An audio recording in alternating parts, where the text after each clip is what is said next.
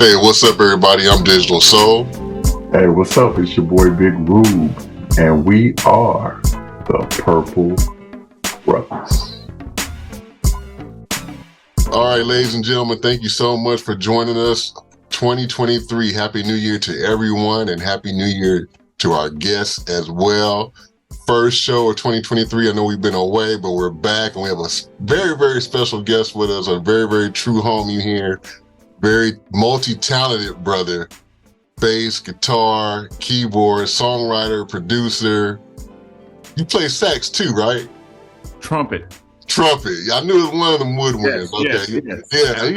He's got a resume that's mad crazy, so we're gonna get into all of that, his background with the Purple One and the whole bit. So I'm very, very honored to have him here. We've been trying to do this for a long, long time. We finally got together today on the Purple Brothas. Our very, very special guest, PaDre Holmes, is in the house. Yeah. What up? What's up, baby birds? How's it going? Up? Thank you for having me, man. It's a pleasure to be here. It has been a minute in the making, and 2023, it's unfolding. Here we go. Unfolding, man. So how's it been going so far? What were we, 7 days into a weekend? 7 days into the new year? Something like that. I have a hard time keeping up with dates, so I'll trust your word. We about 7 days in, 7 days in? Okay, yeah. All right. That's about so 51 more to go. 51 more to go. Right. Did you go into the new year with any kind of changes that you want to do, or any kind of, okay, I'm going to do this different this year, or any kind of, any kind of intuition like that? I would like to say that I did. I think I got over the resolutions. I have an eye roll at certain things like that, and I'm like, you know what? If I wasn't doing it in October, yeah, there's a moment that I should be doing it in January, but what makes January different? I really don't mark it. I don't put a marker there. Yeah.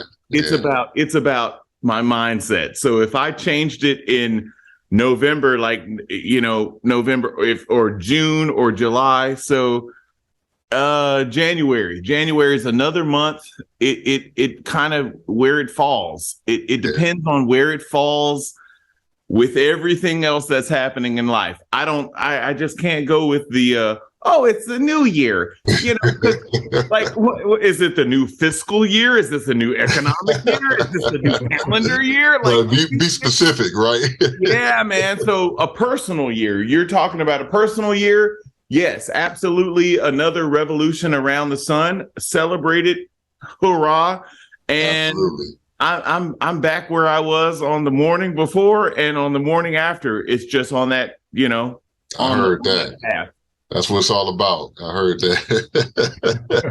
So January 1, I just hate having to remember to write 23 instead of 22. That's my change of the year. That's the change. Everything else should have been intact, right? Right. Yeah. Join the club on that. I think we all have a problem with that. Like the first couple of months of 23, it's like 22 still. Right. Yeah. It's like, wait a minute.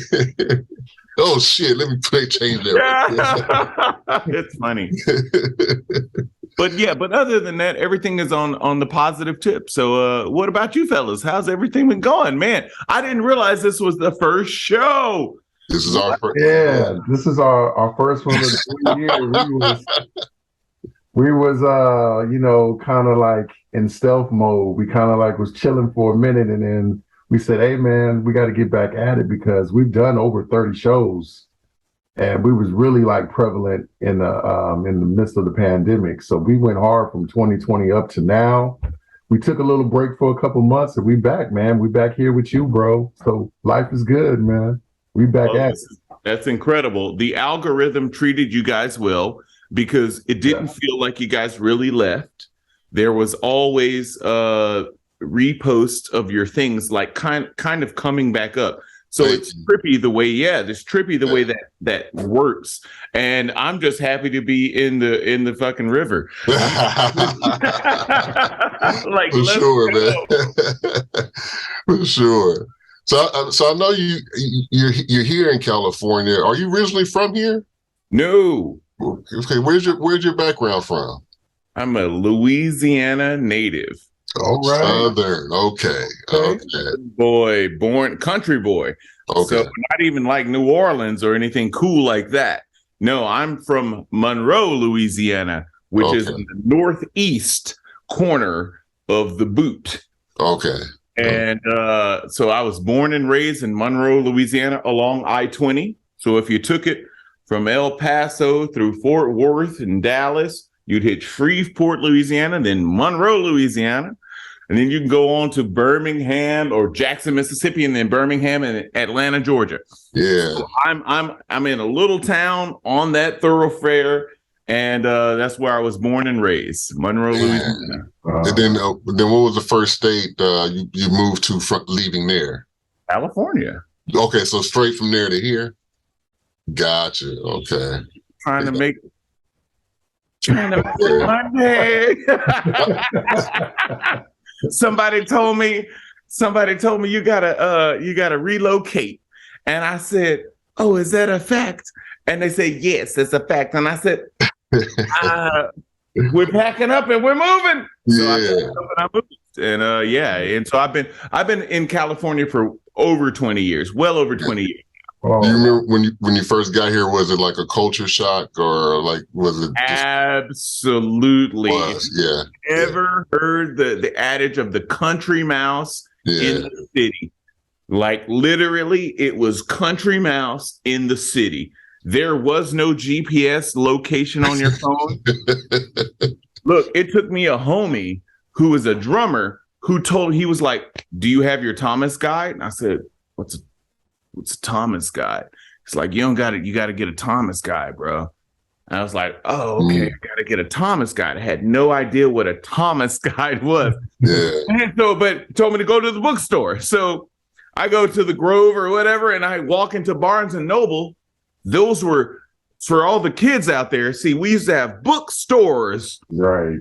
And Barnes and Noble was a big one. Okay. They still exist, but you may not know them as an actual place that you go. Yeah. So I went into this place, and in the front was a table, and all it had was that year's 2000, 2001 Thomas guides. And they had the city or the county, and they had state, like they were like, and I was like, oh shit, this is what he was talking about. Yeah. So I got myself a Thomas guide, and Thomas guide was the GPS of the past, and that's how you found your way around cities. If you weren't from a city, if I had to come to your studio, you would give me your address, and it were up to me to either use, we did have MapQuest, thankfully, but I would have to print out those directions on MapQuest. So that's six pages. And then I would still have my Thomas guide because it never gave you real-time GPS. So if there was an accident on the 210 freeway before the 605, then no. It didn't tell me that. It just told me which way to go. Right. So then you'd get there and you'd be stuck. And then you'd have to pull out the good old Thomas guide. What's the Thomas guide could tell you there was a ways before ways. Yeah. There was a ways before ways. Amen. Amen. Yes. And so I pull out that Thomas guide, and it would show me the way. You're telling our age talking about this Thomas guy. I know. Bruh. You telling on us, man. Telling on us. I need to educate the youth. You wasn't always able to be like, oh my God, I'm lost. Like, no, you're not. Like, I'm lost. Like, hit the button. It's like it's a red flag. It shows you where you are, where I am. It shows like real time, different ways. Like you don't even know. Or that lady speaking in the voice, turn left on Sepulveda. Turn right on La Brea. Can I tell you my Siri is British? She's British. Oh. because you can select your voice, right? Right. So you can do the regular Siri voice, but I don't like I like a female voice. I don't like the American voice. So I like the English UK female, and that's so she's always very polite. Turn left on Sepulveda. And I'm like, yes, I will. I swear to God, like, yeah. I think I need to switch. You gotta try it out. I won't say make the switch, but try it out for a couple of days. When you hear her pop in, you be like, I think I need you in my ears. She's very polite. She's very polite, and I appreciate it. Yeah, that's funny. I've never heard that. I'm about to try that too. Yeah, I'm about to try that out. Come on, fellas. Yes. That's hilarious. Yeah, man. You know what? You said your background, you came from Louisiana. So when you was growing up there, at what age what was the age that you first picked up your first instrument, or what instrument was that? Well, I mean, yeah, thank you. And I hate to gloss over it, but, I was privileged to be able to go to a historically Black university, HBCU. Okay. And Grambling State University. Right. So on Very Grambling cool. campus, yeah, man, they have a private magnet elementary school, middle school, and high school. And I was able to go to all three of them. I started attending Grambling Elementary School in the 4th grade, and then went through Middle Magnet School and through Grambling Middle Magnet High School. And this is all located on the campus of Grambling State University, right? So it's great historic precedence there, and just the history there. And let me let you know, they won't let it be lost on you if you are a student at Grambling, the historical value that Grambling brings. So I grew up with a rich appreciation of HBCUs and culture and the South and Black culture, and like on a deep level, but also living in a very rural white community where there was a Black family there. Oh, wait, there was my Black family. It was us. So it was a huge juxtaposition in Northeast Louisiana, but it all helped to shape me. And so I was able to start,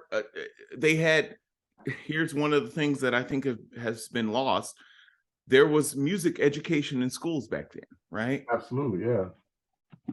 And so I was able to pick an instrument. Y'all remember that, when kids used to be able to pick an instrument to learn to play? And there was a guy who had a degree in music, who had done it, and who could teach your child how to play an instrument. I don't know if parents really appreciate what that means and what maybe we have lost, or what should be fought for. Yeah. Because you can go and pay some private lessons, and I teach private lessons. Hashtag PaDre Holmes private lessons. You can teach your child or you how to play an instrument. But there used to be a day when we would go to school, and in 4th period, we would pull out an instrument and like dust it off. And there was a person teaching us how to play that instrument and how to read music and read rhythms. I benefited from that. Let me just say that. I was blessed to be a beneficiary of that era. And kind of be exposed to stuff that you kind of get your head lost in, like the marching band. When we would be lining up for our bus, the university, Grambling State University marching band would be like going to the practice field to rehearse, and to hear like hundreds of like marching people like with the drums, it was like, it's a sonic. It was a thing. It was like, what is that? It enraptured me, and I never kind of left that. I never left that. Yeah. So, are you the only one in your family that plays instruments, or do you have other like siblings? I do have siblings. I come from a musical family. Okay. I am the only person in my immediate family that necessarily pursued music. But when we go back even just a generation or a generation and a half, I have a grandmother who was a professional pianist. Oh, Who wow. sang, she did hair. She had her own hair salon in Louisiana. And at night, you know what she did? She went out and played that. Like, so you got, and you can only imagine putting those with the time frame, the gender, and having to have a profession and then having that talent. So it kind of comes from somewhere mixed in there for sure. That's dope. What was the first instrument for you that you picked up? First instrument was there was a piano in our house. Okay. So I would say that the piano was the first thing. My oldest brother kind of banged around on the piano a lot. And so that was probably my introduction. It was my oldest brother, Tremel, and his interest in music. It kind of went from there where he had to start playing the trumpet. Then I had to start playing the trumpet in the 4th grade. So the trumpet were my first formal lessons. And I resisted it for a couple of years until I saw other people trying to play music. Because I wanted to be in art class. I wanted to draw. And so it was in the 6th grade. I took music for 2 years. And then I was like, I want to draw. I want to be an artist. And so I changed my elective at junior at Grambling Middle Magnet School, Grambling. And I remember the day I walked into the school building, my principal, Dr. Brown, she was standing there. And she looked at me, she was like, yeah, you need to come and see me. And I was like, what? What's going on? Because they gave everyone the option to like select an elective, or if you didn't have one, they assigned you one. And then there was this little window if you could change electives. Like they assigned you one, you didn't select one, they assigned you one, you can pick a different one. So I think I was assigned one. I don't even know, but I selected art. My mom had called the school and said, we bought a trumpet for his oldest brother. Remember my older brother? We bought a trumpet from him from a pawn shop. And so that trumpet was not going to go unused. Offered music at the school. I was not going to take art class. I was going to take trumpet lessons. And so my principal was there. I walked into the school and she was like, yeah, you're not in art. I was like, no, I changed my schedule. She was like, you're not in art. Your mom called. And then it was like, I didn't bring my trumpet today. I was like, well, fuck. She was like, you got to go to music class today because your schedule you don't go to art class. So I had to go to the band room and I had to sit there in 6th grade band class. And I remember my music instructor, Mr. Simpson, talking to some kids, like kids over here with drumsticks in their hands, a kid with a saxophone.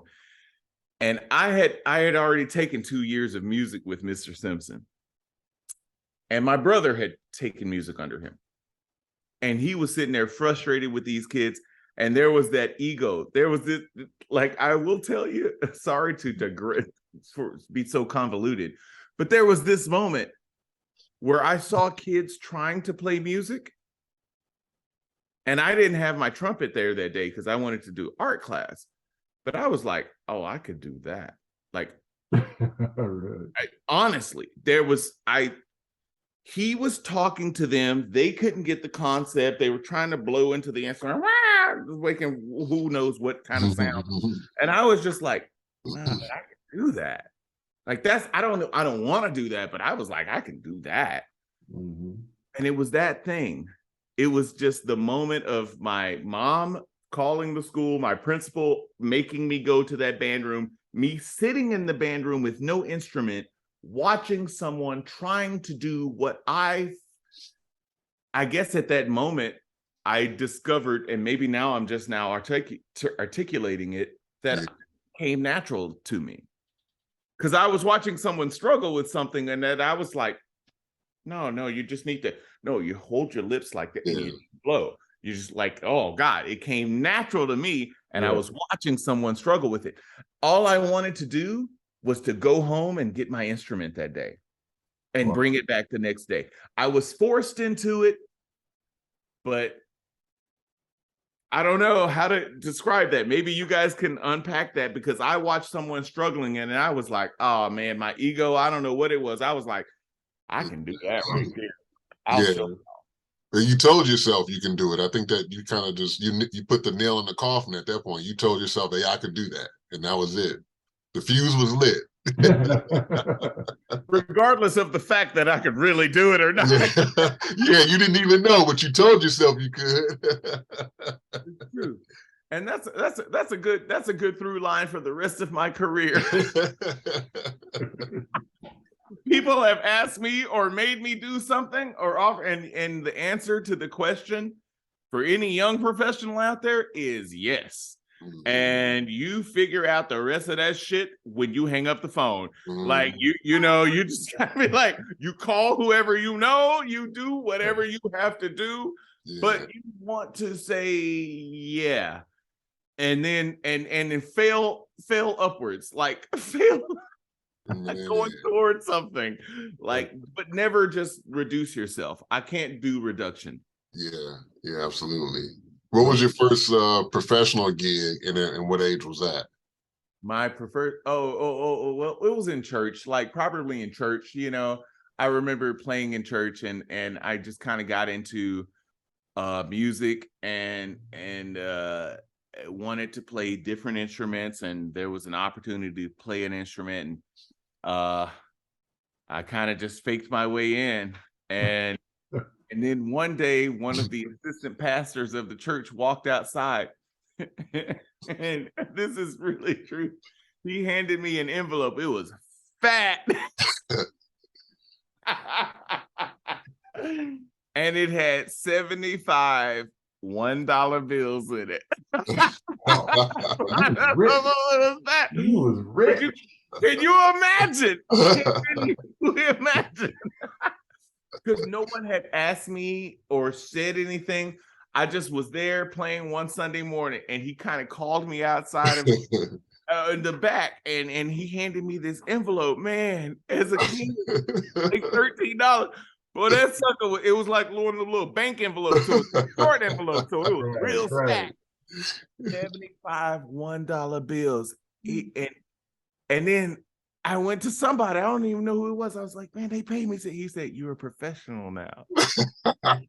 Someone told me that. They were like, you're a professional. You got paid. Right.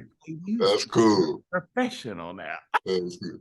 Yeah, you went home and made it rain. 75 bills. But them 75. Oh, we could have gone to the Sonic Drive-In for a minute, baby. Let's go. You 66 on me.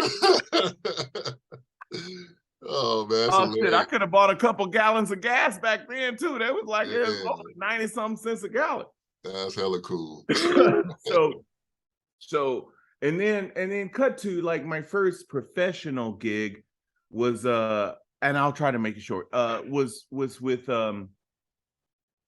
Fishbone, probably like my first touring gig. And that was crazy. And then from there, I remember, I gotta tell you, I was with I got hired to play for Mariah Carey. And I remember my first after I got hired and we did like a rehearsal, and then some of the management came in and somebody asked me, they said, so how much, because there's been no negotiation up until this point. It's like, so how much you cost, Mike? It was British, of course. And I was just like, I'm thinking, this is 20 years ago. And at the time I was thinking like $1,000. And he didn't even look at me. He didn't look at me. He just looked off into the distance. He was like, "Don't sell yourself so short, man." And I was like, "What the fuck?" Wow. Message. So then and he didn't say a number. I didn't say a number. I asked him for $1,000. He told me not to sell myself so short. My first check from that whole era was $3,000 a show. Now, of course, looking back, I go, what could I have asked for? Yeah. He literally asked me, like, what do you cost? We had never met each other. We were in New York. I got hired in LA. I was flown out to New York. We were in New York. We were going to rehearse. And, I'm sitting there. I'm a kid from Louisiana. Don't know no better. Nobody ever really taught me or told me. Yeah. I didn't know my worth. Yeah. And so I asked for $1,000, and he literally didn't look at me in my eyes like per show. And he was just like, don't sell yourself so short. Look, my first per diem was $100 a night per day. This is 20 years ago. So they gave me an envelope of $1,400 for the first 2 weeks. When they handed me the envelope, I told them no. I said, no, this is not mine. I said, this is someone else's. I didn't want to take nobody else's money. I was like, I can't be responsible for this money. Right. They were handing out per diems, y'all. They were just handing, this is like, here's your per diem, here's your per diem, here's your per diem. Someone gives you an envelope of $1,400 cash. I'm just like, oh no, I can't be responsible for that. That's not mine. It was like, no, that's to eat. Yeah, like, you earned that. Yeah. Get out there. Yeah, I hadn't even done anything yet. It was just my welcome to you're a professional now. Mm-hmm. Here's your per diem. Sound check is at 4. Get out of here, kid. It was so that was some of those were, I really went from zero and in a very short amount of time was trying to figure out what a per diem was. And had no idea that they gave you money to eat on top of your travel and your stay and your pay. Like, I didn't know. Nobody told me, bro. If you didn't tell somebody that, I'd be like, oh no, hell no, that ain't my money. I thought they were giving somebody's money to me. I was like, no, that ain't my money. It was like, no, dude, this is yours. That's how country I was. So when you ask where I come from, Louisiana. Yeah. Just a little naive back then. A wee bit. Just a little bit.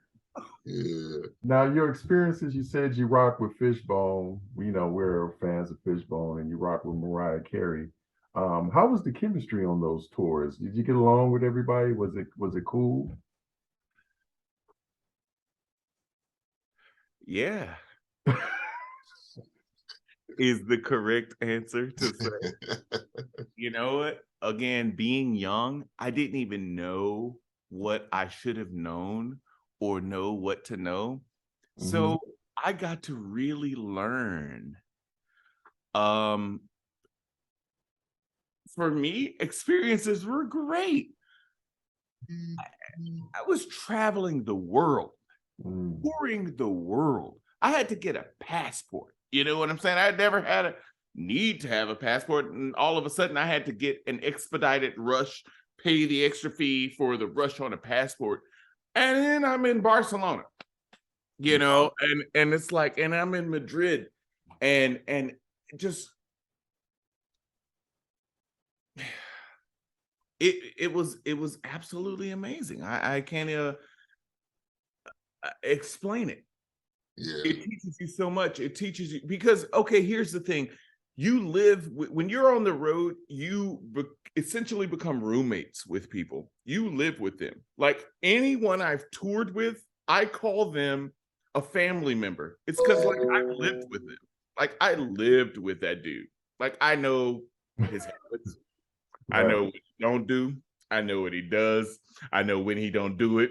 I know how he treats this, and I know how he does it. Like it's such an intimate thing. It's disturbingly intimate, right? But it's an education, and it's an education in how you treat each other, like a bond.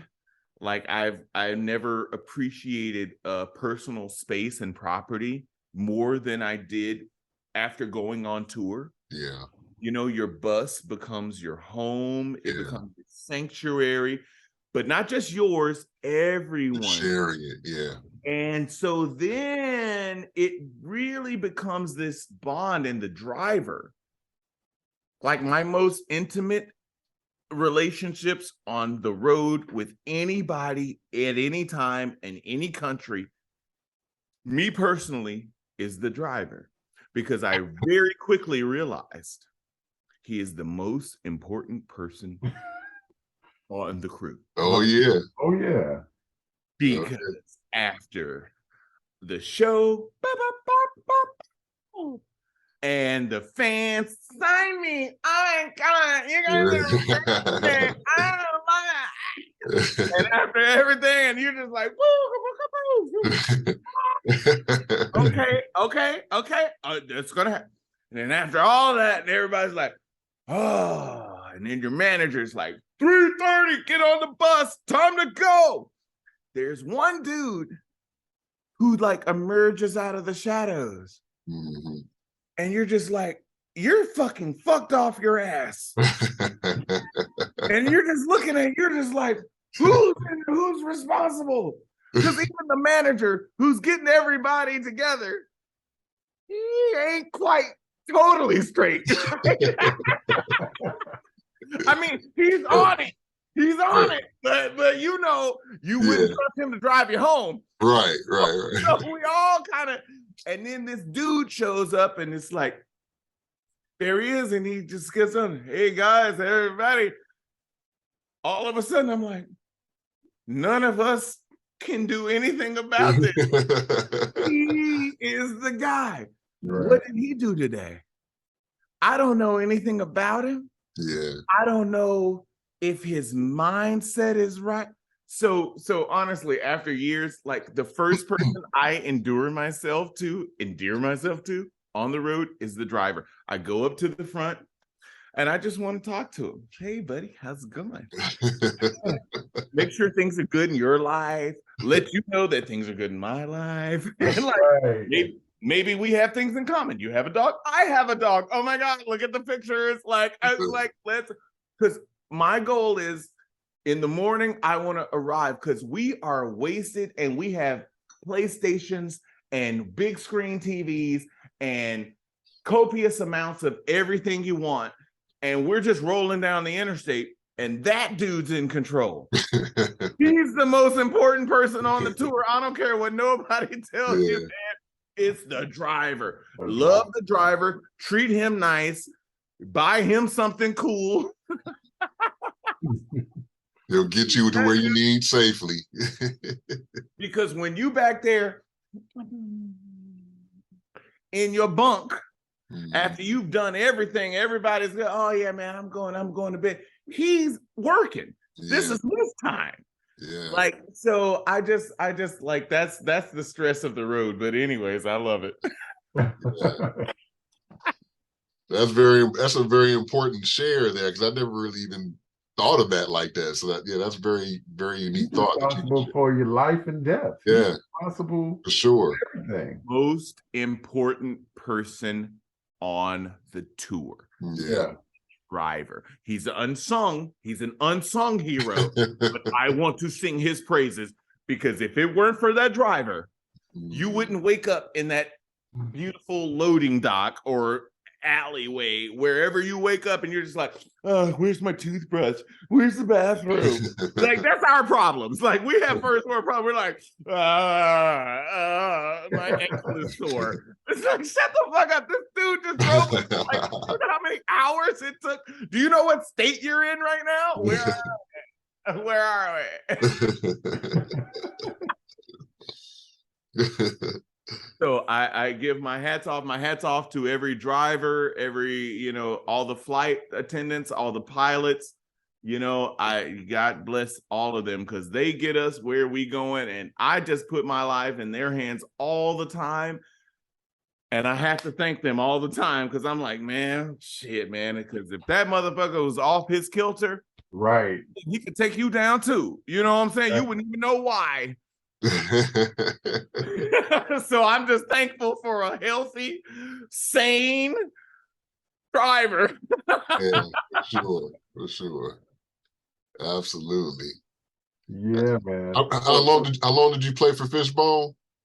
Ooh, I did Fishbone for probably 8 years, 6 years, like solid, and then a couple years kind of like off and on. It was when Dirty Walk, Walter Kibbe, the great, who is the original founding trumpet player, one of the founding members of Fishbone. He left for a minute, and I was just able to, the universe opened up, and a little country boy from Louisiana moved from Louisiana to LA and was able to fill a slot. But it gave me exposure, and it took me around the world. Yeah, that's cool. I'll tell you this, man. I know Norwood, I know Angelo, and I know Fish, and I know their history. And let me tell you, man, I could just imagine back then when you were touring with them, what kind of scenarios happened. But I will say this, man, Fishbone totally changed the trajectory of music altogether. The stage show, their live show, and their music, their whole concept is something that's not going to be redone ever again by any group. They're one of a kind. Thank you for saying that. Thank you for saying that.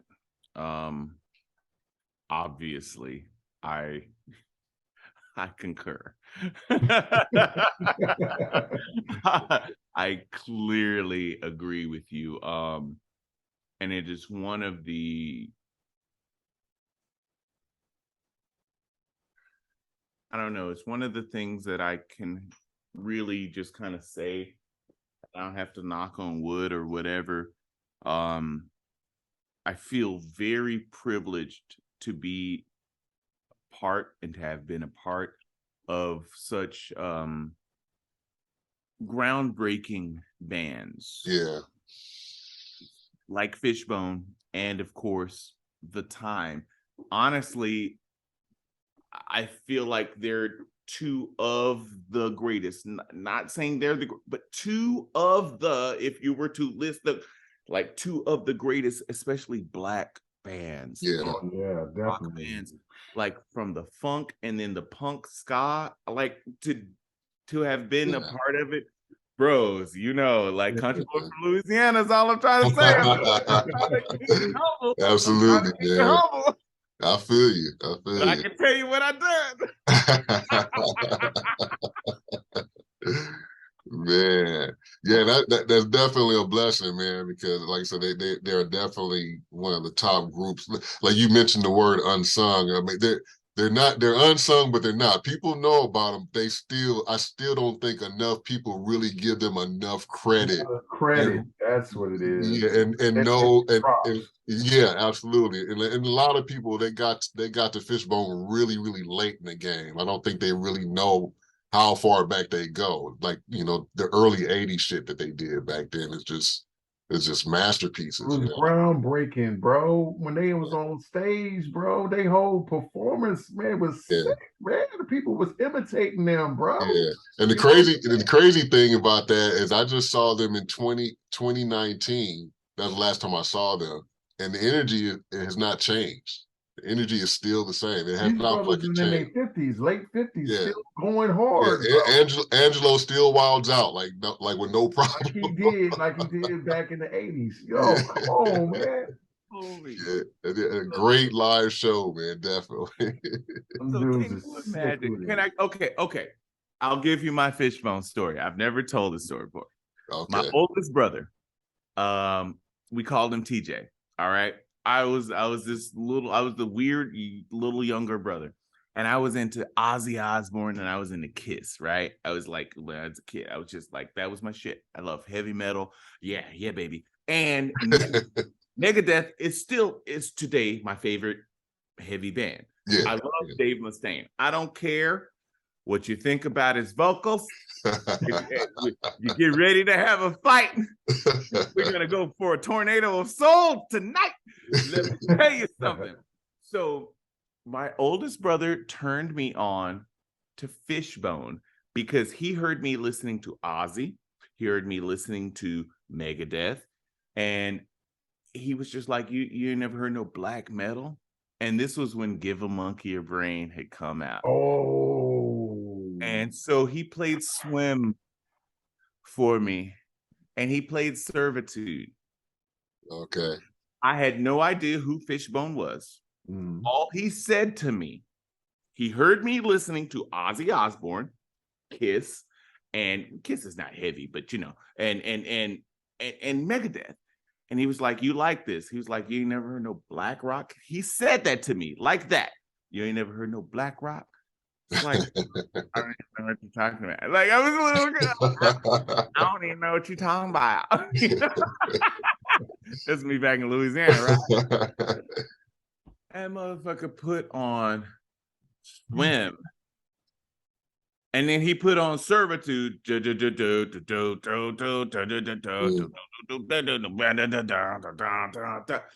Changed my fucking life. Now, cut to. So when you say that, when I say all that, to say, when you talk about those guys, cut to standing on stage, finding yourself on stage,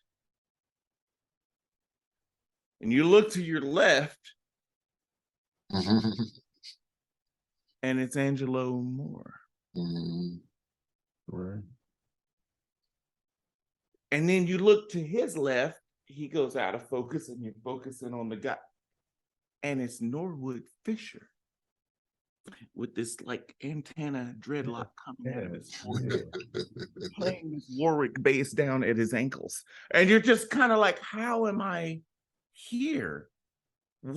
How did this happen? I don't even know how to answer the question, but it's so funny. That's where my teeth were cut.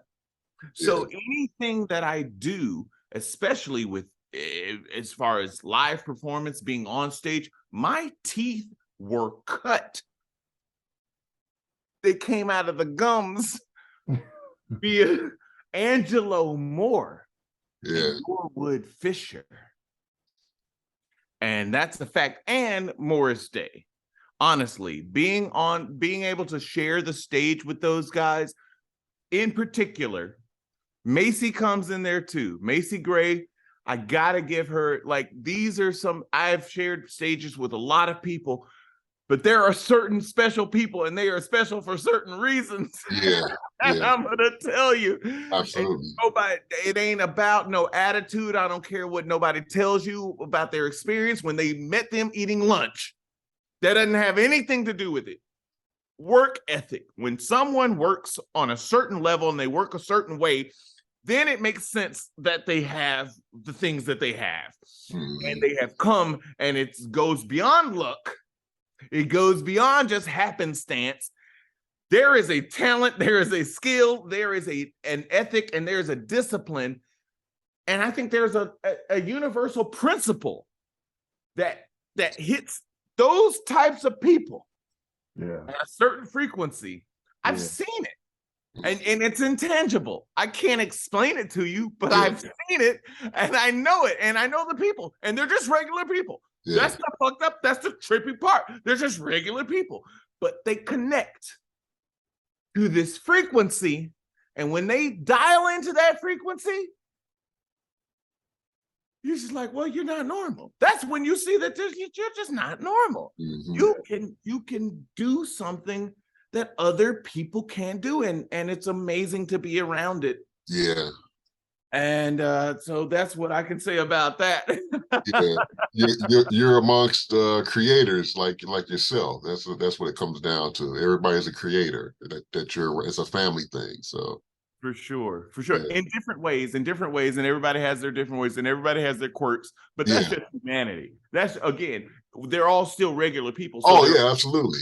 Yeah. with all the regular everything. The bullshit. common amongst humanity. Yeah. Like you can just draw a line and call it the bullshit line, because Right. that is going to be a ubiquitous. Yeah. That's part of us. We're going to lie. We're going to cheat. We want the best for us. It's the balance. It's when that frequency wave, there's the peaks, there's the valleys, and then there's the and that's what we're really kind of focusing on. Because we all dip and we all peak, you know what I'm saying? We can all hip and dip, but it's who's solid, who's constant. Yeah. You got a bad day, you got a good day. But does that take you out? Does a good day take you off trajectory? Does a bad day take you off trajectory? Or can you maintain a fucking constant balance? Yeah. And I'll tell you, it has nothing to do with popularity or likes or album sales or whatever. It's funny when you talk to people and you're like, oh yeah, this artist, and they're like, oh, they're still alive. You're like, alive? That person's a millionaire. He's making so much. He makes way more money than you. People try to do. I haven't heard of that person. Oh my God, are they still doing something? It's like, motherfucker, they doing more than you. Right. Like, it's trippy. Yeah, people don't really keep up with a lot of shit anymore. So I find that out quite often. Like, because I have that same conversation with people. I'll bring up certain artists or something, and so they're still doing them. Like, yeah, they've been moving around. They haven't stopped. I love it when they ask if you're alive. Yeah, ain't that cruel? That's kind of cruel.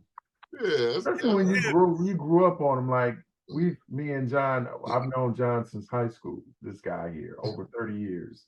We've been listening to the time since we were 8 years old. And we're much older now. Yeah. But we just recently went to the concert. What was that, John? A couple months ago? We was in Long Beach. That was September, October. Yeah, October. We were there. Yeah.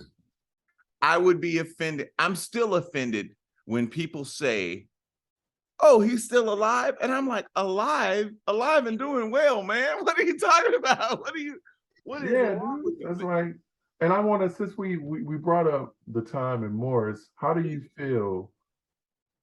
Because I know he's hanging it up soon. How do you feel about that? And how do you feel about him as not just a musician, but just as a person? Well, thank you for adding that last part in there, because I want to say, now, how do I feel about him hanging it up? I mean, we're on a podcast here. People talk on podcasts. We can talk freely. I mean, it's heartbreaking to hear it. I don't know, and I can't say more than I know, and I don't know. So many artists have announced retirements. Yeah. Before. Yeah. George Clinton. 20 years. George been in retirement. He's like one of them furniture stores or them carpet stores. Going out of business. It's like, I have lived here for 10 years and you've never gone out. I just wanted to slip that in there. Keep going, Andre. So there's the but here's the thing. I will say two things about this. I understand it. Morris Day is a hard-working professional, and he has been going at it for a long time. He is one of those beautiful stories that we have seen who had a great rise, had a fall, and was able to come back, and I would, in my estimation, come back stronger. Yeah. In a different way, but stronger as far as longevity and you know how many families he feeds. You know what I'm saying? Like he and P, being the big P, have fed so many families for so many generations, and so that means they fed generations of families. Yeah. Let me just say that. I understand if he is going to move on to a different place. Of course, that fucking breaks my heart, and I just want to just always be there whenever he wants to. He's earned it, man. He's earned it. He's earned the time. Over 40 years, bro. Yeah. Over 40 years of really, and let me say though, to harken back to just like Angelo, when you're talking about Fishbone, like Morris Day is the cat who, even if we play 20 minutes on stage, let's say we have a 20-minute show, let's say we have a 90-minute show, 100, it doesn't matter, 180-minute show. Morris Day leaves the stage drenched in sweat. Yeah. And that's not something that you can say about everybody. Yeah. That dude gets out there and he works. Yeah. Makes you work harder. Yeah. Does that make sense? Absolutely. Yeah. You see him working and I step up my game. I'm 30 years younger than him, and he makes me work harder because he is putting it in, and it just makes me want to. And it's the only. I mean, you can hug him after any show, and he's drenched. Yeah. I'm like, damn, he's a real motherfucker. I mean, really, there's that thing. It's like, how were you sweating after 2 songs? Yeah. You went out there and you really fucking. Because you can go out clean, you can come back clean. That's doable. And I won't insert a name, but there are people who do that. Yeah. You go out on stage, you can touch them after the show, and you be like, they ain't did nothing. they ain't did nothing. Or go out there and do the fucking walk and the bird and jungle love and come out and be like, and I'm like, yes, sir. And you know what? My goal is to be sweating like him. Yeah. So if I ain't up there, I need to be putting everything into the let's go. Like, I'm serious because I want to be working as hard as him. Yeah. So his retirement will be we'll see where that goes. Can't speak for Mo. As a person, one of the coolest bosses you could ever have in life. He's strict. You know, there are some things that, you know, it's a boss. He's your boss, right? You know, so, but Morris Day, Mr. Morris Eugene Day, can I say it? Morris E. Day, everybody knows. On Wikipedia. No, man, he's a fair, he's an honest guy, he's a funny guy. And he's really nice. He's just genuine. He's just generous. Like, and it's hard to say. It's like when my fiance and I, like, we all check into hotels and we're there together, and you're kind of tired and you're just getting there. We're all arriving at different times, and you drop your bags off. And you just want a bite to eat because you've just been in an airport and transportation. And it's cool when you come down, and you know he's got his security there, he's got his management there, and Morris looks up and he's just like, hey, PaDre, what's up? And you're like, huh? Really? Mm-hmm. I don't have to do that. He can fucking stay over there and just be in the cocoon. And he pulls you over, and you know, and I'm there with my fiance, and he's like, and he'll just buy us drinks. And it's not that, oh, I expect Morris. No, he doesn't have to. As a matter of fact, I kind of don't want him to. You want to avoid. I want to go over there because the boss is over there. But when he invites you over and he is gracious, that's a level of appreciation. And you know, I mean, but Morris shows it on many levels. But that's just I don't know. I'm sorry if that was super shallow, but it's all good. You know, it's just one of those things. Because people are bugging him for photos and autographs, and he can kind of barely have a chance to sit. But then he invites you over and he's like, well, what's going on? And what do you think about this? What's your opinion on that? Yeah. That's kind of like, you're like, fucking A, dude. Yeah. Yeah. He values you. Yeah. Well, and so that's how Morris Day is as a person, Yeah. from my personal perspective. Yeah. And you were talking earlier about him sweating, when he's performing and him being hard. And I was thinking about the history of Prince. Prince was hard on everybody he brought up and discovered, and they come from that background. So I'm sure it's mentally it's in Morris. Prince had that put up or shut up. It's You ain't come out here to give up entertain, go home. Absolutely. It's in him. It's in Jelly Bean Johnson. Absolutely. Legendary Jelly Bean, like, Absolutely. and Monty Moyer, like, for the years looking over at Monty, and then Jerome. And of course, Jerome, like, those are the guys. Now, I've played with Jimmy Jam and Terry Lewis. We've done special shows together. But the guys I've toured with of the original band are, of course, Morris, and then Jerome, Monty, and Jelly Bean. Jelly Bean is the longest running original member, along with Morris. At this point, Monty just retired. But there is a common thread of all of those guys, bro. Yeah.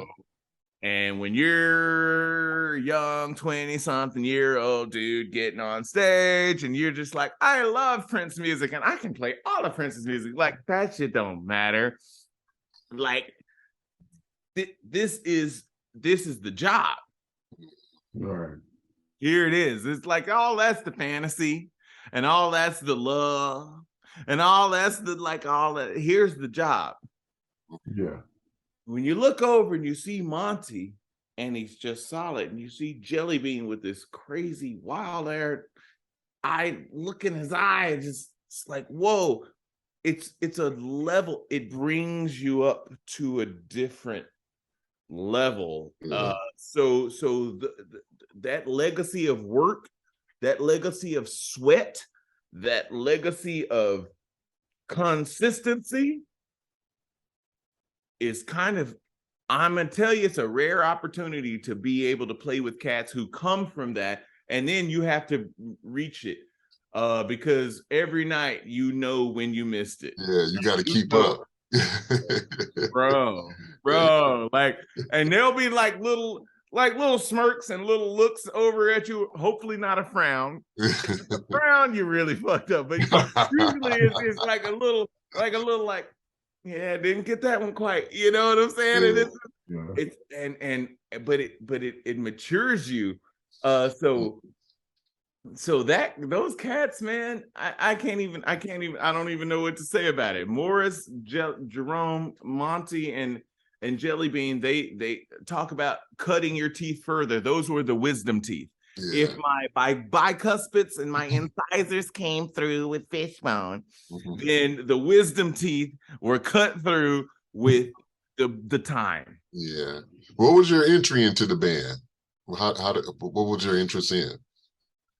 As a tech. Okay.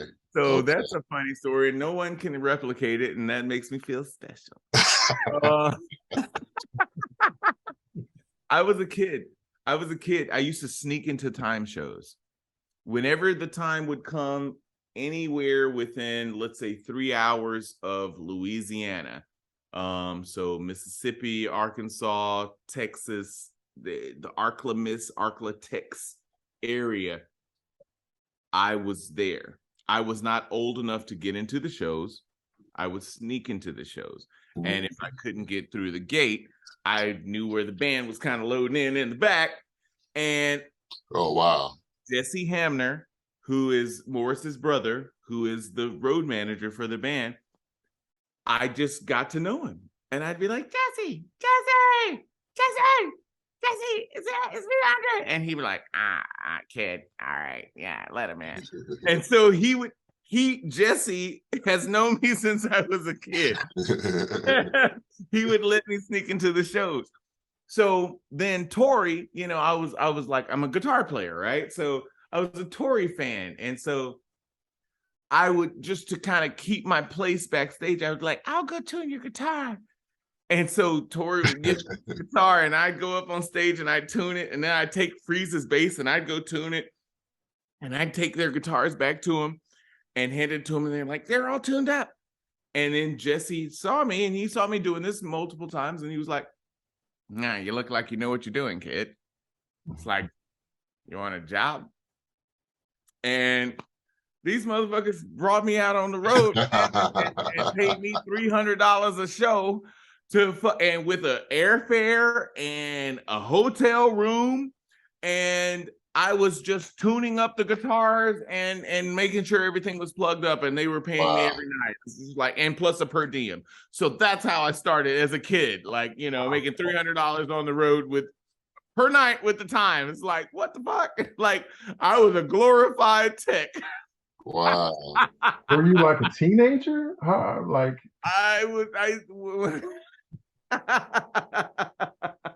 when I was singing in the shows, I was like 16, but when I got hired, I think I was probably 20. Okay. I could legally travel and work at that time, but just barely. Yeah.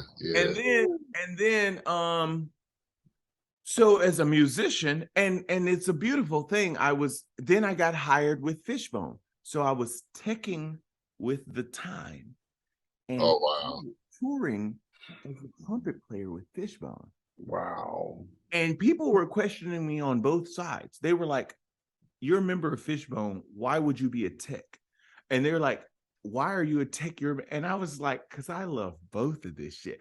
I was that guy. Yeah. I was like, I will go and play on stage as a headliner with this band, and I will come and tune the guitars and plug up these instruments for this band because I love it that much. Yeah.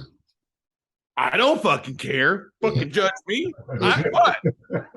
I'm working with that Morris Day and that's Morris. That's Jerome right there. Jelly Bean Johnson. That's fucking Angelo Morris. Norwood Fisher. Fuck you. I'm living my best life right now. I hear you. I hear you. I'm living my best life. And then things changed up in the time.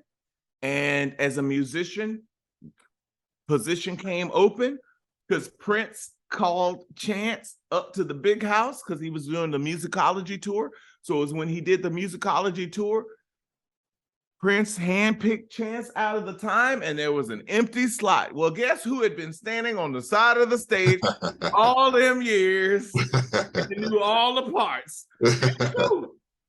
This guy. And so they brought in a couple cats who thought you could just buy a zoot suit and a hat, like, hide your hands across his keys, and you was in the time. They thought you was in the time. Well, yeah, that ain't it, baby. That's not the part. We have to play parts, and they're very specific parts. Do you know the part? You don't know the part. I don't know if this is gonna work out for you. I knew the parts. So they tried a couple guys, and then it just turned out, man. One day I walked to Morris in the sound check, and I was like, hey, Morris, man, I know the part that they're trying to play over there. They was fucking around with a part. He said, go play. I said, you want me to show him? He said, yeah. Go play. Go. So I went over and I said, hey, fellas, this is the part you're trying to play. Played it for him. Sound check ended. We went back to the hotel that afternoon. And soon as I got into my hotel room, my door closed, boom, and my phone rang. The hotel room phone rang. Like, what the fuck? Who's calling? Weird. So you're like answering and like, hello? It was Jesse, Morris's brother, the road manager. And his words to me were, you're in the band. I said, what? He said, you're in the band. You got 3 weeks. Your tickets are on the way. You're in the band. Congratulations. Click.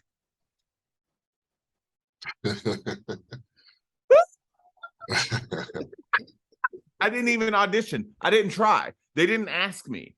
It was like the universe opened itself up and it revealed itself to me. So You I were think there. Yeah, it's kind of like when you were listening to the guy who was struggling playing that trumpet. He's like, no, you know what? I could play that part. I yeah, know he's playing keyboard he's part at playing the keyboard part. Yeah, and then you was looking like, damn, I can do that.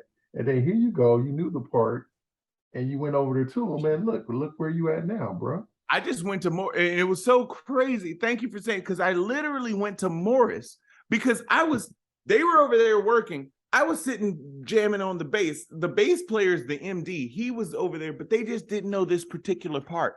So I was sitting over there kind of noodling on his bass, and I could hear him working. And I went straight to Morris, and I said, Morris, I know the part. I was trying to be, out of the way, man. It's like Prince Camp kind of shit. Don't say too much shit. You say too much, you make a spectacle of yourself, and then you're gone, right? Mm-hmm. So it's best to just be like, speak when spoken to. Yeah. And otherwise, shut the fuck up and be quiet. Be cool. Be cool. So I was over there in the corner being cool. Yeah. And then I just couldn't help it though, because the music is suffering, right? The music is suffering. So I went to Morris. I said, Morris, I know the part. And honestly, I swear to God, I said to him, do you want me to just go show him what the part is? He's like, yeah, go show him the part. All I wanted to do was show the guy who's out on the job the part.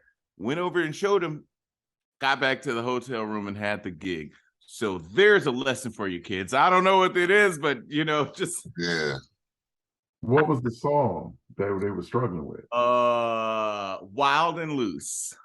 Oh, Wild and Loose. It's that keyboard. You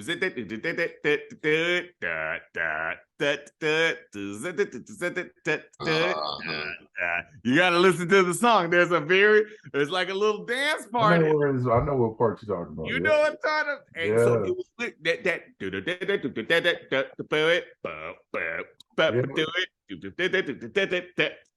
well, those are actual notes. It's not just like some fucking shit that you just like, oh yeah, this is cool. No, man, there's a part. You gotta there are notes that like they didn't know the notes. They weren't playing it. And I was like, oh no, it's this. And that was it, bro. And the rest has been history. Yeah, that's wild. Wild and Loose. That's on the Wild and Loose, baby. That's how it's got to be. That second album, boy. Woo! Yes, indeed. Man, probably their best album, but man, sick record, man.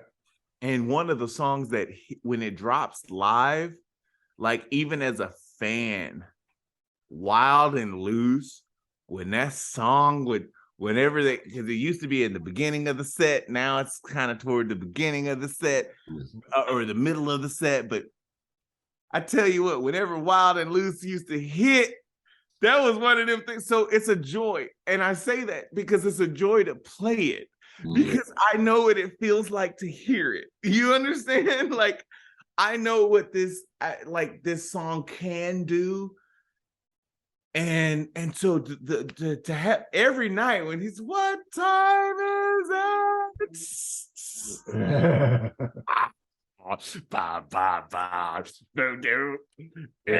That bass is sick on that. Oh my God. I'm on stage and I'm just like, yes, hanging by the backstage door. Not like a queen. I'm having a blast. So if anyone's wondering, I'm up there having a fucking time of my life. Man. That's epic. I love it. Yeah, we thoroughly enjoyed it, man. When we saw you guys with, what was it, Barcades and who else was there? Mary Jane Girl, Climax. Well, one of the groups. One of the climaxes. Yeah, one of the versions. Climaxes. Yeah. Yeah. It was one of them, and the one we saw, I was like,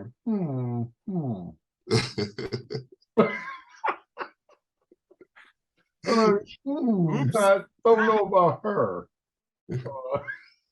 Don't know about that, but let me. That was kind of hard to watch, but I'm sorry. I got you. I got you. That was a Is little that, let me hard. see. Is that a Paisley Park? Is that Yes, the sir. Paisley? Yes. So we just, you guys know we played Paisley Park for New Year's. Yeah, man. And so my Yeah. fiance, it was her first time going to Paisley Park. And it was funny because I have that. Can you hear me? The little Paisley Park, the magnet on the front. It's on the front now. Yeah, right there. And I just saw that. Oh yeah. Thank you, Dave. So I got yeah. Oh, cool. I'm all about magnets and stuff, and then I don't know if you guys have seen this. They have these. Wait. Wait, John, you got that? No way! No way! Wait, hold on. Check this one out. What? Oh, we got MJ. Oh, you're one up and me. Baby, we got to get the MJ one. You know what? I actually got these in Florida. Me too. Where? In Orlando? Okay. I got them in Orlando. Oh, yeah. I was in the same area. I think we were in the same shop. Probably. Yeah, we probably missed each other come out the store. We didn't have our swag on, so we weren't dripping, so we just walked right on by. Yeah, the Prince dollar, man. Dude, had to money have don't it. matter tonight. Like, this is a waste of money, but I'll take one. Yeah. Yes, hilarious. Sir, I will buy that. I can't help it. That's hilarious. Okay. Yeah. What was your first visit to Paisley? When was that? First visit to Paisley was back in the day. I don't even remember it too well because I was late. I was late and I was sick. I had a plane that was missed, a plane that was delayed, and then I got there. I was actually sick the first time I went there. I don't even really remember it. I remember showing up, kind of like the transportation pulling in, and I remember seeing the building and going, "Holy shit, I'm at Paisley Park," but I felt horrible. So that's not a good story to even recount. I guess the most memorable time, unfortunately, I mean, it was not a time with Prince, but I would rather talk about, like being at a house with Prince, like, because when I got to hang out with Prince, because Paisley Park is great, and of course it's the photos, it's Paisley Park, but it ain't the same if Prince ain't there. Exactly. Yeah, I understand. So it's different, like the security is the same. They try to keep they maintain they maintain certain element of it, which is great. Yeah, not the same. Hanging out with Prince was just cooler because it was much more relaxed. You know what I'm saying? And I think some of the best times would be like when there was a House of Blues on Sunset Boulevard in LA and West Hollywood. Those were great times. His house he rented in West Hollywood in LA. Great times kind of hanging out there doing parties with the fucking strawberry chocolate fountain kind of thing. It's just like it would be over the top. Good times. And then just watching Prince rehearse in his house like that and the volume, like the reason there's no reason to play music this loud, nor listen to it this loud, nor rehearse it this loud, but by golly, he did it. Yeah. Concert volume. That's one thing I can say. Concert volume. Yeah. I saw him at when they were releasing 3121 at Tower Records. Ooh. And that's when the music club was popping, right? Yep. Yep. And they sent out like an email, like flash. They just flashed Tower Records, and I was like, "Oh shit, we had to get down there." And me and a friend of mine, we stood in line for like 2 to 3 hours, and it was raining.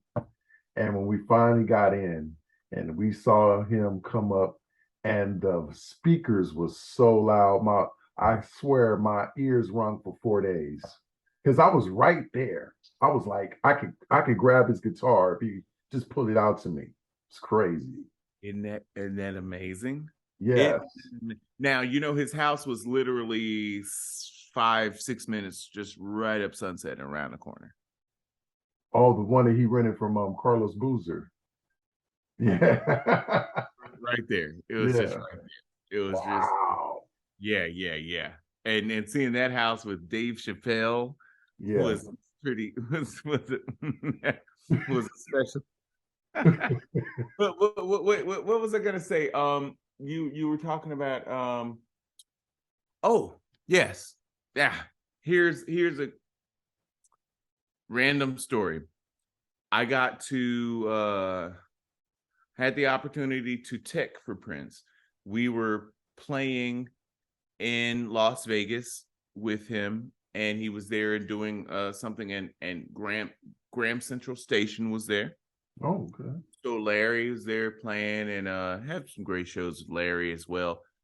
But then Prince was going to go on and play, and he had his assistant come and ask me if I would tech for him. Takumi, his normal tech, wasn't there. He was in Vegas. It was kind of a thing, but he was just like, Prince wants you to tech for him. What do you say to that? I'm not going to turn that down. So my man goes out on the stage, and he's got his telly, the Hofner, the Telecaster, the telly on the back, Purple Rain, the telly, right? Before he gets the cloud in the movie. Right. The Telecaster, the Hofner. So he's out on stage and he's playing it.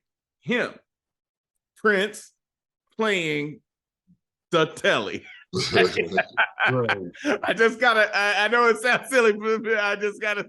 It was him playing the thing, not an impersonation, Right. not a replica.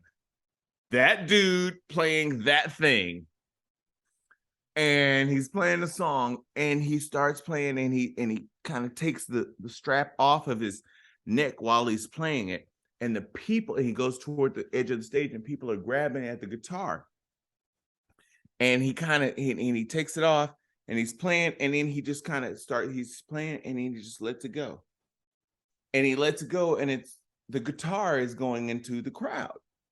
Now, he had asked me to tech for him that night. And then Prince starts to leave. So he's walking that way, and his guitar is going this way. What do I do? There was like 1.5 seconds where I didn't know what to do. And I went because I'm watching him, and because he was over there playing the guitar, and he's coming, and he's playing, and he's playing, and he's getting closer, and he's closer, and he's right in front of me, and he's playing, and then he kind of slides it off, and then he stops playing, and he walks away. And I'm like, what the fuck is he going? Where's he going? Like, oh shit, the guitar. And so I jump into the crowd, and now there are about 8 sets of hands on the neck of this guitar, and my hands on the body. Oh. And here we are, and I'm on the edge of the stage. And I'm just like, no. And they're pulling me, and I'm like, no. And Prince is gone. I'm fighting like 8 of his fans for his fucking guitar. And I get it back, and I walk off, and Otis, his assistant, is just looking at me like, yeah, you did it. It was like, what the fuck is this? What was this? What just happened? But Prince, and that was the last I saw him. He didn't say thank you. I didn't see him anymore that night. He was gone. By the time I got his guitar back, he was probably in the limo pulling out of the alley. Wow. But he asked for a tech. He asked for me. And then he did this thing. And there was this one moment where right before he left the stage, now this is all hindsight. This is all retrospect. Yeah. Right before he left the stage, he kind of looked over at me and then let the guitar go. And now I realize it was just kind of like, yeah, you know, go get it. It was kind of but he never said it. There was no prep. There was no heads up. I'm going to do this. OT came to me and said, Prince asked for you to tech for him tonight. And the next thing I knew, his guitar was out there and I was fighting people for his guitar. One of the best stories of my friggin' life ever. It's so crazy you said that at the end, because as soon as you ended that story, the first thought of my mind was that sounds like a princely situation that he purposely did that. There's a lot of stories of his shrewdness and, you know, his strategic thinking would be. So when you said that, I was thinking like he did that on purpose. Sound like it. He gave one quick look. It wasn't even like a reassuring look. It wasn't reassuring at all. It was just like, yeah, I'm gonna put this fool to work. You go, and he was gone. I never saw him the rest of the night. Like I loved it. But he was that kind of you know, he was a cool person as far as my interactions with him. Yeah. Did you ever get to do any recording in Paisley with him at any point? Or no, not anything directly like with me. No. Yeah.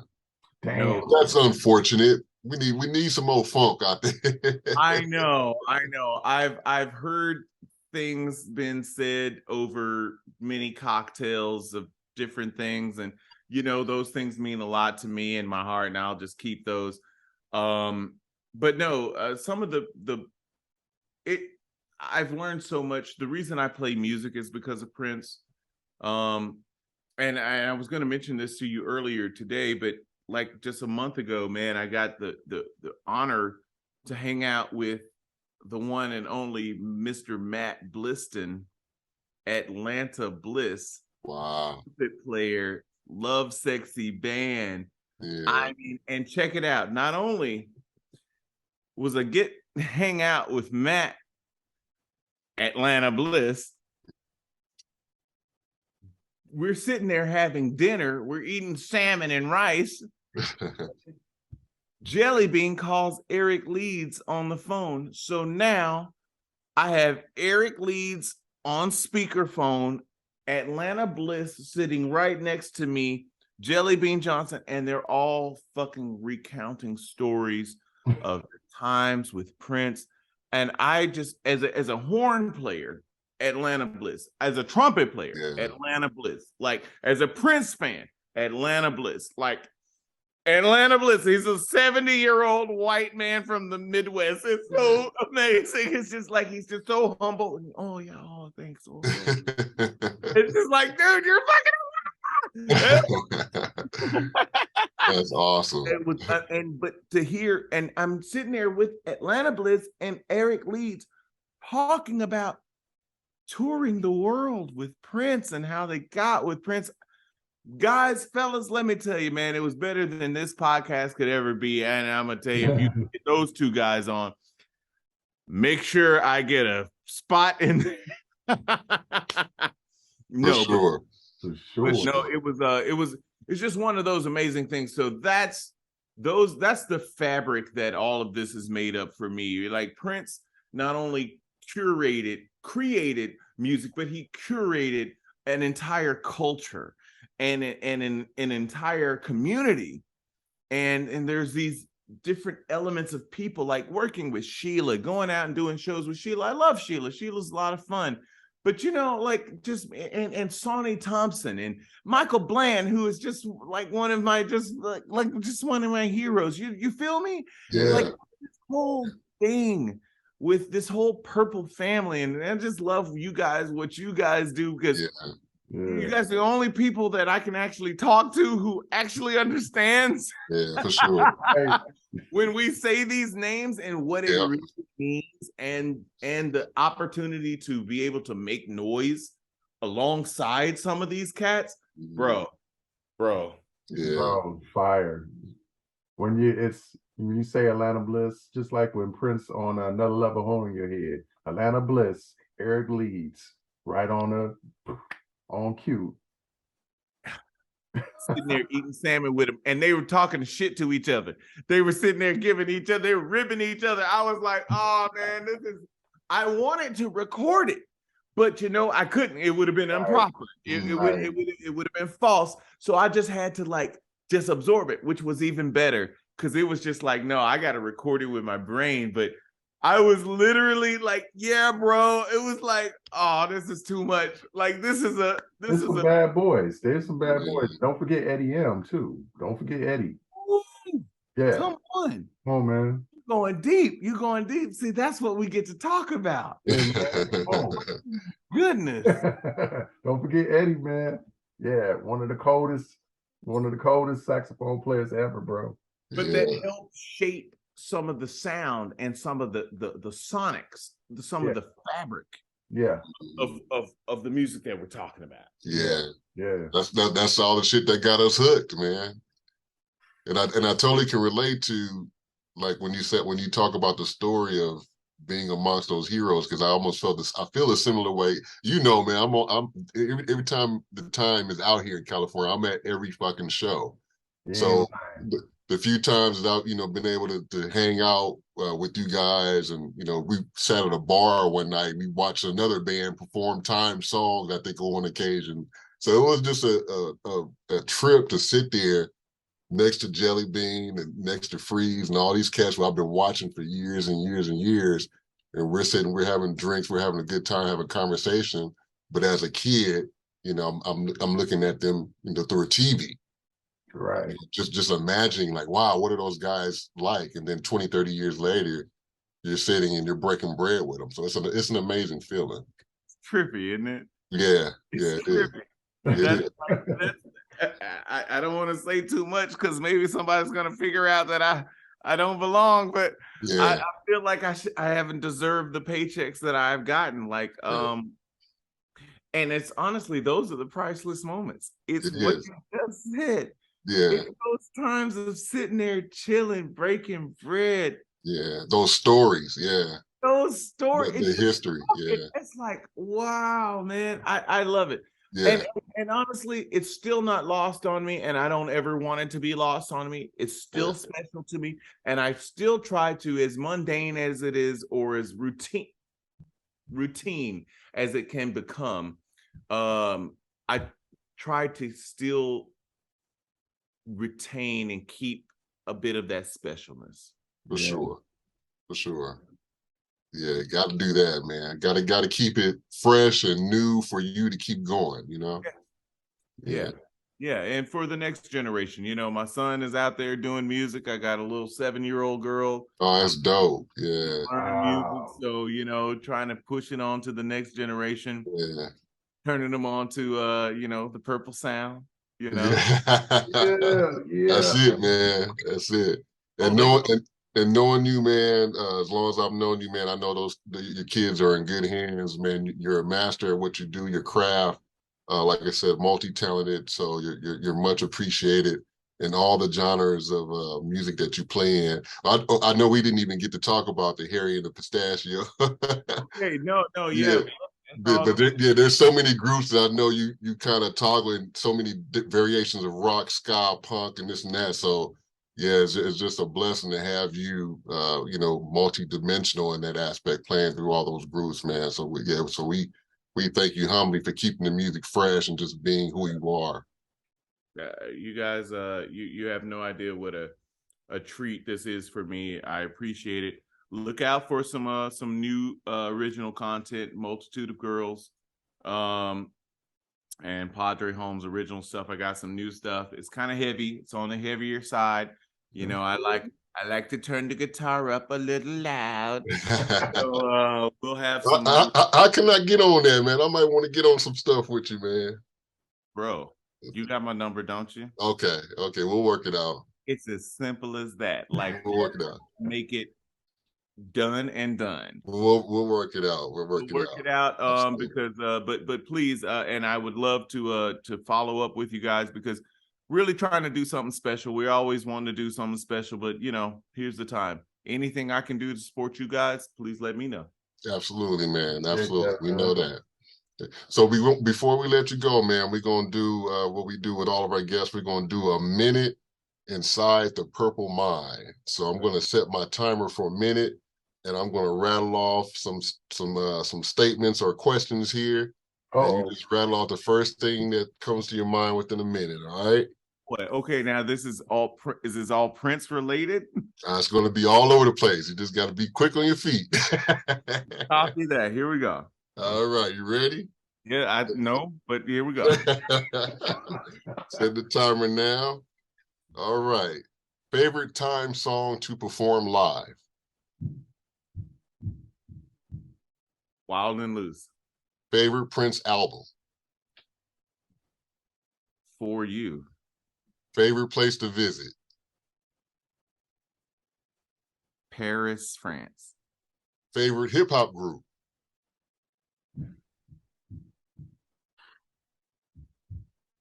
Outkast. Favorite rock group? Rock? It's rock metal. Foo Fighters, Megadeth. All right. Chicken or fish? Huh? Chicken or fish? Chicken. Ice cream or cake? Cake. Favorite Prince song?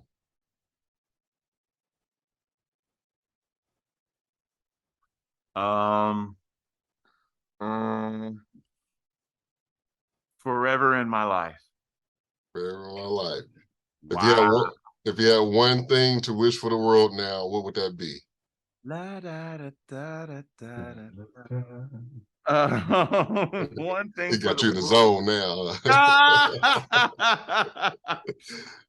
If there was one thing, favorite thing for the world?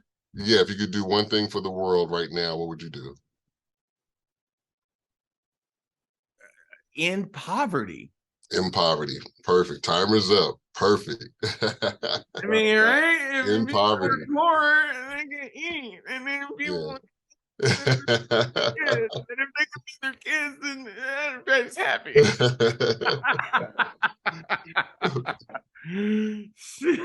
For sure, man. Great answer. That was harder than I thought. Oh, no pressure, man. No pressure. That's dope, bro. So, yeah, man, we thank you so much. And then before we depart, man, if you don't mind just giving our viewers your Instagram, Facebook info, any upcoming shows, information that you have coming up for our fans out there. Wowzers, begouzers. I appreciate it. Thank you so much. Yes, you can definitely check me out at PaDre Holmes 81. That's PaDre, PaDre, like father in Spanish. Holmes, like Sherlock. So PaDre Holmes 81 is a good year.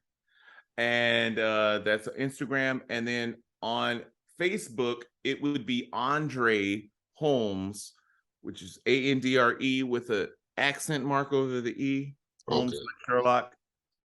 And follow me, keep up, and I'll keep you posted. Multitude of Girls. You can find Multitude of Girls on Facebook as well. Oh, cool. Absolutely. Girls, yes. Sounds good. I like the title. I hope you like the music better, and I promise you will. We got some vibe for you. For sure. He's like Multitude of Girls. I'm like, I want to be on that project. That's all I'm saying. See, that was the concept. Listen, girls hang out in a multitude of girls. Guys will never argue with a multitude of girls. Even if he's a straight guy, love a multitude of girls. If it's a gay guy, he hangs out with a multitude of girls. If it's a lesbian, he's within a multitude of girls. Like, I mean, like a multitude of girls works across the board. It's all I'm trying to say. Sense. Makes sense, man. You sold me. It's always a group of girls somewhere in the world. I'm sold, man. Sure. That's awesome. Yeah, baby. Well, man, we thank you so much, man. We humbly thank you for taking time on this evening and to be a part of our first show of 2023. So we welcome all of our viewers back in our show with PaDre. We look forward to future performances by the time, Morris Day and the Time. And to Morris, man, we wish you the best on your retirement if it happens. So hopefully not, but we know in the back of our minds you have earned it. So much stretch it out as much. We're gonna try to we're gonna juice it as much. Out. Get all the juice. We're gonna get all this juice out of it. Yes. Special shout out to the Time family, Jelly Bean, Sly. Freeze, who else? Morris. Who else am I missing? Chris and Tori and Tori and yeah. I think it hit everybody and the original 7 as well. So hello, much love to y'all. Keep the funk going, and we hope everybody continues to love and respect each other. To all of our Purple family, we thank you from the bottom of our hearts. We will see y'all soon. I'm Digital Soul. That's Big Rube. And Andre, PaDre Holmes of the Time as well. Also, Fishbone. Much love. We'll see you on the next go-round. Purple Brothas, baby. Cheers.